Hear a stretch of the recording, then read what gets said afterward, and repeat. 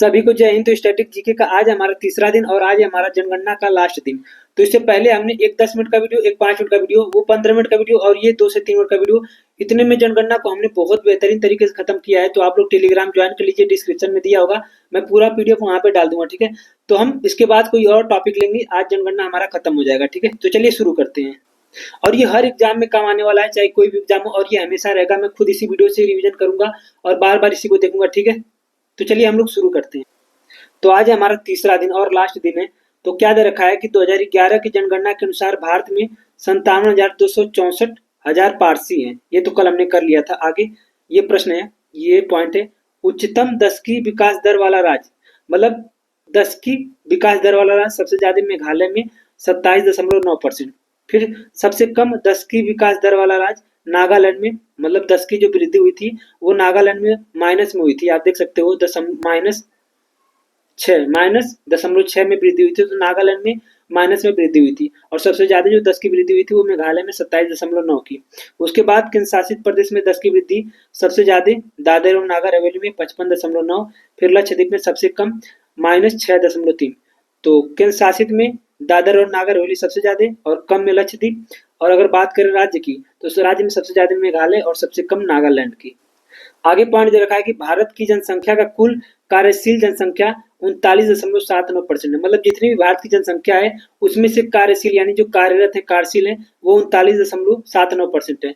जिसमें से कार्यशील में जनसंख्या, जो भी जितने भी कार्यशील जनसंख्या है उसमें से जो महिलाओं की भागीदारी है वो 25.5 है और पुरुषों की 53.2 है। आगे है कि ग्रामीण क्षेत्रों में कार्यबल भागीदारी, ग्रामीण क्षेत्र में कार्यबल भागीदारी महिला 30%, पुरुष 53%। शहरी क्षेत्र में कार्यबल भागीदारी, तो शहरी क्षेत्र में महिलाएं 15.04% और पुरुष जो है 53.03%। ठीक है, शहरी क्षेत्र में। हिमाचल प्रदेश के ग्रामीण क्षेत्रों में महिला कार्यबल की भागीदारी सबसे अधिक है। हिमाचल प्रदेश के ग्रामीण क्षेत्र में महिला कार्यबल की भागीदारी सबसे ज्यादा है, 47.4%। आगे कह रहा है कि 2011 की जनगणना के अनुसार भारत की 57.3% आबादी प्राथमिक क्षेत्र में लगी हुई है। 2011 की जनगणना के अनुसार भारत की 57.3% आबादी प्राथमिक क्षेत्र में लगी हुई है। आगे कह रहा है कि 2011 की जनगणना के अनुसार भारत की 24.3% आबादी द्वितीय क्षेत्र में लगी हुई है। द्वितीय क्षेत्र में कितनी परसेंट आबादी लगी है? 24.3%। 2011 की जनगणना के अनुसार भारत की जनसंख्या का 54.6% कृषि क्षेत्र में है, कृषि क्षेत्र में लगी हुई है। आगे 2011 की जनगणना के अनुसार ग्रामीण क्षेत्रों में गरीबी रेखा से नीचे के लोगों का अनुमानित प्रतिशत 25.7% है। मतलब ग्रामीण क्षेत्रों में गरीबी रेखा से नीचे के लोगों का जो अनुमानित प्रतिशत है वो 25.7% है। आगे 2011 की जनगणना के अनुसार शहरी क्षेत्रों में गरीबी रेखा से नीचे के लोगों का अनुमानित प्रतिशत 13.7% है, 13.7%। आगे पॉइंट है 2011 की जनगणना के अनुसार अप्रवासियों की सबसे बड़ी संख्या महाराष्ट्र में है। अप्रवासियों की सबसे बड़ी संख्या महाराष्ट्र में है। आगे केरल में जन्म दर सबसे कम है, केरल में जन्म दर सबसे कम है। आगे पॉइंट है भारत में मृत्यु दर 7.2% है। भारत का जो मृत्यु दर है वो 7.2% है। आगे पॉइंट है 2011 की जनगणना के अनुसार 5 वर्ष से कम आयु के बच्चों की अनुमानित राष्ट्रीय मृत्यु दर 55 है। 5 वर्ष से कम आयु के बच्चों की अनुमानित राष्ट्रीय मृत्यु दर 55 है। आगे पॉइंट है कि भारत की 21.9% आबादी गरीबी रेखा से नीचे रहने का अनुमान लगाया गया है। मतलब भारत में 21.9% की आबादी गरीबी रेखा से नीचे निवास करती है। ये हमारा लास्ट है। 2011 की जनगणना के अनुसार दिल्ली, जो कि केंद्र शासित प्रदेश में सबसे अधिक झुग्गी जनसंख्या है, दिल्ली जो केंद्र शासित प्रदेश है उसमें झुग्गियों की संख्या सबसे ज्यादा अधिक है। कह रहा है कि भारत का कुल प्रजनन दर 2.1 से 2.9 है। भारत का कुल प्रजनन दर 2.1 से 2.9 है।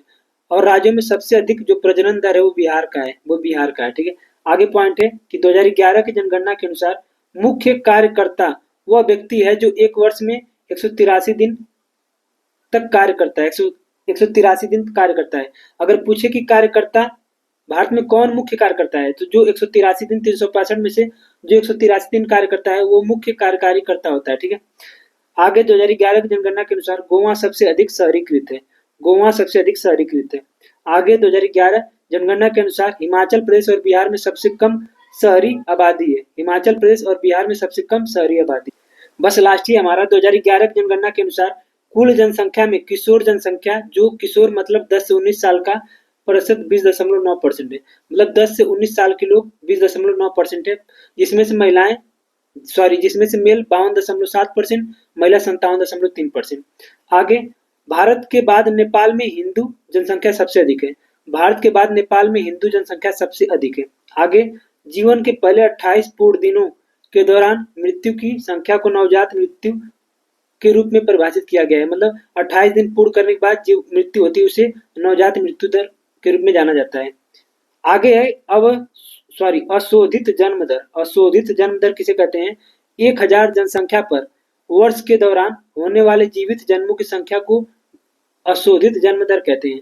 और भारत की जो अशोधित जन्म दर है वो 21.8% है और अशोधित मृत्यु दर 7.1% है।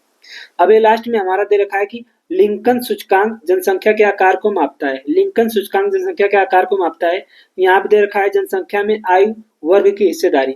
आप लोग इसे देख सकते हो, 0 से 14 वर्ष के लोग 25%, 10 से 19 साल 18%, 10 से 24 साल 26%, 15 से 24 साल 17.8% और 15 से 64 साल 6.8%, 65 साल के लोग 7%। ठीक है, तो ये था हमारा जनगणना, हमने कंप्लीट पूरा कर लिया है। इस 3 वीडियो की मदद से आप जनगणना में आपका कुछ भी नहीं छूटेगा। ठीक है, बाकी PYQ मैं किसी दिन करा दूंगा। ठीक है, तो सभी को जय हिंद।